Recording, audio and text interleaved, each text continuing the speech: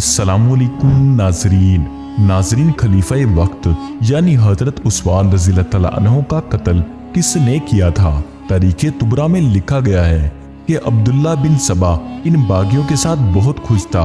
اس کو اپنے یہودی شیطانی منصوبہ کی کامیابی کا مکمل یقین تھا۔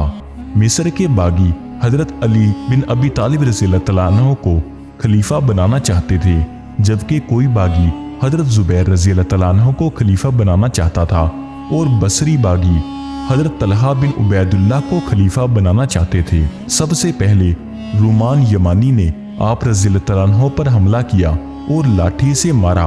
سودان بن حمران مصری نے حضرت عثمان رضی اللہ تعالیٰ عنہ کی بیوی حضرت نائلہ رضی اللہ تعالیٰ عنہ کی انگلیوں پر وار کیا، جس سے انگلیاں کٹ گئی۔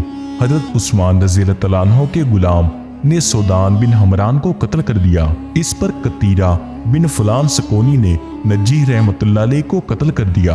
حضرت عثمان رضی اللہ تعالیٰ عنہ کے دوسرے غلام سبی نے قطیرہ کو قتل کیا۔ کلثوم تہجبی نے حضرت نائلہ رضی اللہ تعالیٰ عنہ کے جسم سے چادر چھین کر مارا۔ بعض روایات کے مطابق قاتل تھا۔ محب الدین الخطیب کے مطابق قاتل آپ رضی اللہ تعالیٰ عنہ کا عبداللہ بن سبا تھا۔ 18 ذی الحج 35 ہجری بروز جمعۃ المبارک آپ رضی اللہ تعالیٰ عنہ کی شہادت ہوئی۔